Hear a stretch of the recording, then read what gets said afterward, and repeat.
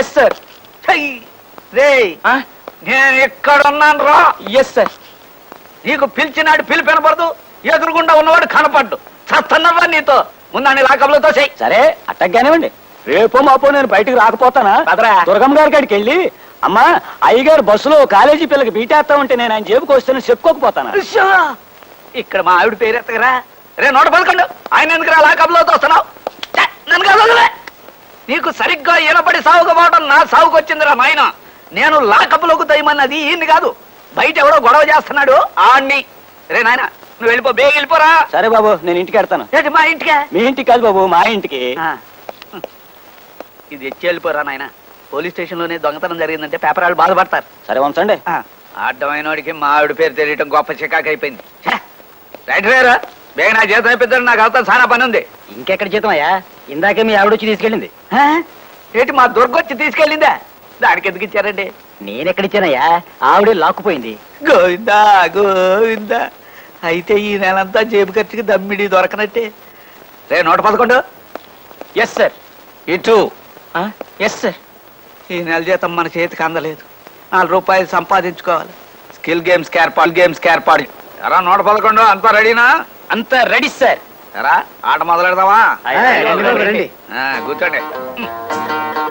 మీ అందరికీ తెలుసు కదా, ఎట్లాంటి స్కిల్ గేమ్స్ ఆడి న్యాయంగా గెలిచి డబ్బు సంపాదిస్తాడే తప్ప లంచం కింద ఒక పైసా ముట్టుకోడి నిప్పప్పలు సామి. ఆడండి. అరే వీడి ఆట అయిపోయింది. రేయ్ నీకు డీల్ షో పడ్డట్టుంది, ఆవేశపడిపోయి ఆట తిప్పావంటే ఉరిశిచ్చ పడిపోద్ది, జాగ్రత్త. ఆహా మన గురువు గారి ఆట చూడండి, మలయాళపోడు బెంగాలీ అమ్మాయిని పెళ్లి చేసుకుంటే పుట్టిన 60 పిల్ల తెలుగు మాట్లాడినట్టుంది. ఇప్పటికి జోకర్ వచ్చి ఆట అయిందిరా.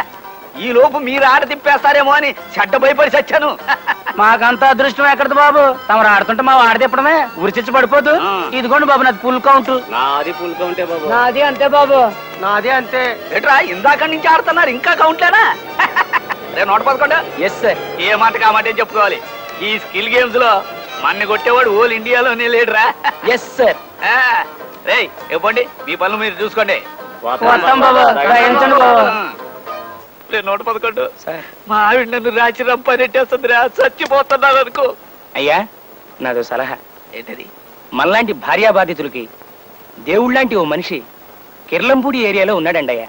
నీ పర్సనల్ ప్రాబ్లం ఏమిటో నిర్భయంగా చెప్పాలి స్వామి. అయ్యా నాకు పెళ్ళై 12 ఏళ్ళు అయిందండి అయ్యా. మా ఆవిడ నాకు మొగుడో, నేను ఆవిడికి మొగుడో ఈ రోజుకి తెలియడం లేదండి అయ్యా. ఈ ఎడ్డు నిప్పప్పల స్వామి ఓలు ప్రపంచకాన్ని గడగడలాడిస్తే ఈ అప్పల స్వామిని ఇంట్లో మా ఆవిడ దడదడలాడిచ్చేస్తుందండి అయ్యా.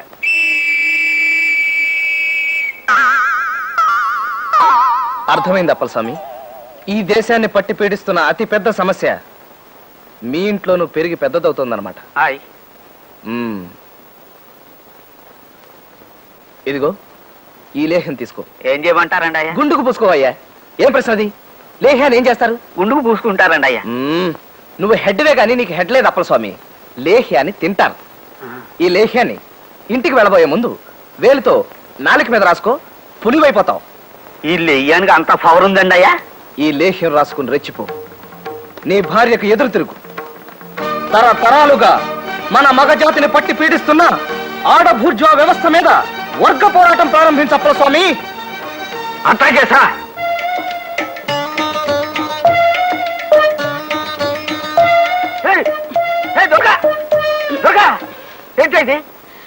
తణుకులో తంటా తౌడమ్మ 11 గంటలు తలకిందులుగా నిలబడి రికార్డు స్థాపించిందంట.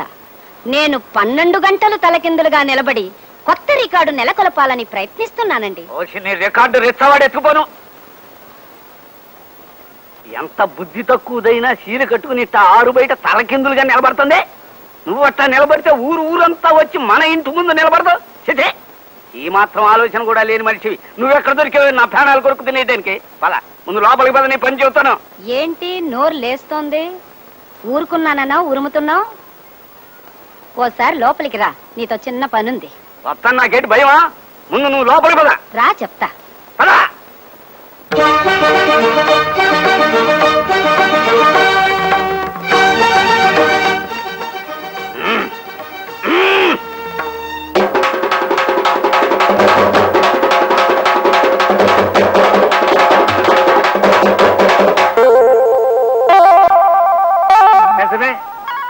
రికార్డులు స్థాపించడం అంటే మరి గొప్పే కదా. అలా కానీ నేను ఎందుకు కాదంటాను. ఇదే ఇల్లు రాజ్యోతి. ఒరే సన్యాసి, మొక్కలు నీళ్లు పోసి.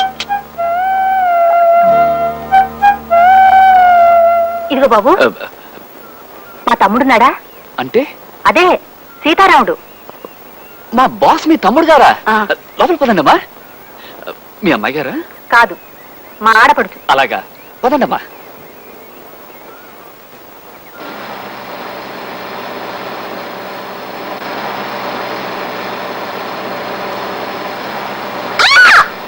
ఏమైందమ్మా? ఏమీ కాకపోతే అంత అరుపు ఎందుకు వచ్చావమ్మా? Excuse me. ఇందాక ఆయన ఎవరో ఏమైందని అడిగితే ఏం లేదని అన్నారు. దాన్ని బట్టి నేనంటే మీకు ఇష్టం అని అనుకోనా? చెప్పండి, మీ కాలు తొక్కేనని ఆయనతో మీరు ఎందుకు చెప్పలేదు?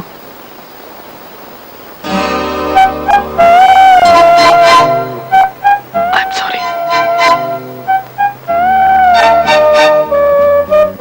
అవును, నేను ఈ ఊరు డాక్టర్ గారు అబ్బాయిని. నేను మీకు తెలుసా?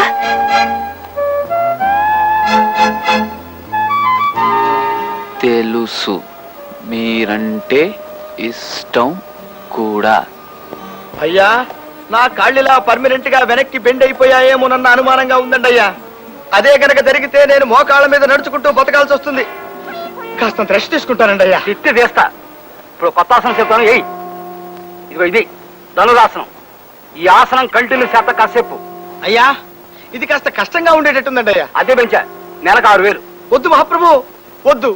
ఎలుకల బొల్ల లాంటి ఆ కొంపకి 50 రూపాయలే ఎక్కువ. వేస్తా, ధనురాశ్రమం వేస్తా. ఊగు. ఊగుతా. ఆహా, ఎంత చక్కగా ఉందో, ఎంత హాయిగా ఉందో మహాప్రభు. ఆహా, ఏమి హాయిలే హల. ఆహా, ఎంత హాయిలే హల. కులాసాగా ఉన్నావా సీతారాము? ఆగు, నా పేరులోంచి ఆడపేరు తీసేశాను. ఉట్టి రాముడు అని పిలువు చాలు. కులాసాగా ఉన్నావా ఉట్టి రాముడు? ఇదిగో, ఉట్టి రాముడు తొట్టి రాముడు కాదు, రాముడు అను చాలు. నానా ఇబ్బందుల్లో పడ్డాంరా రాముడు. ఇంకో దిక్కు తోచక నీ ఇంటికి చేరాం. ఏమైంది? ఉన్న ఇళ్ళు పొలాలని అమ్మేసి మీ బావగారు డబ్బంతా బ్యాంకులో వేశారు.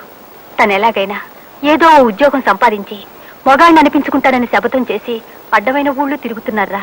6 ఏళ్ల నుంచి ప్రయత్నించిన అనాకాని ఉద్యోగమైనా దొరకలేదు. బ్యాంకులో నుంచేమో డబ్బు తీయడానికి వీల్లేదంటారు. ఇంకా ఆయనతో ఊళ్ళు తిరగలేక నేను జ్యోతి మీ ఇంట్లోనే ఉండిపోదామని ఇక్కడికి వచ్చేసాం.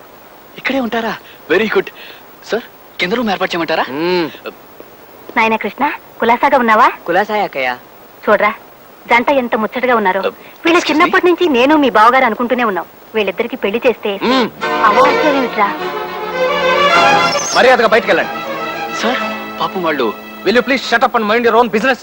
I'm sorry sir. అదేమిట్రా, చిన్నతనం నుంచి నువ్వు కిష్టుడు నా దగ్గర పెరిగిన వాళ్ళని చనువు కొద్దీ వస్తే మమ్మల్ని పెంచినందుకు థ్యాంక్స్. కావాలంటూ 10,000 ఇస్తాను, పట్టుకెళ్ళు.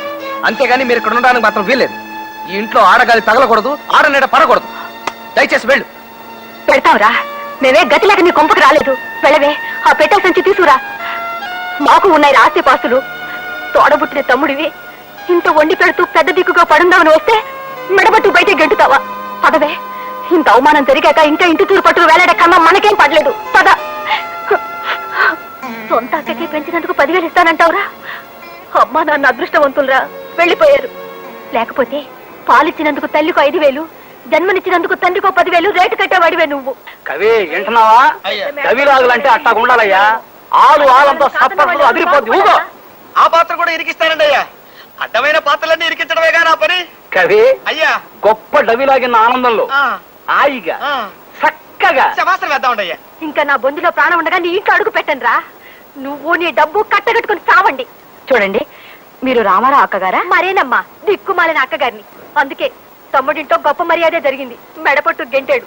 అతను గెంటితే గెంటాడు. మీరు మా ఇంట్లో ఉండండమ్మా, ఓ వాటా ఖాళీగానే ఉంది. వద్దులేమ్మా, నేను మా పిల్ల ఏ కాశీయో రామేశ్వరమో పోయి అడుక్కు తినైనా బతుకుతాం, కానీ ఇలా అభిమానాన్ని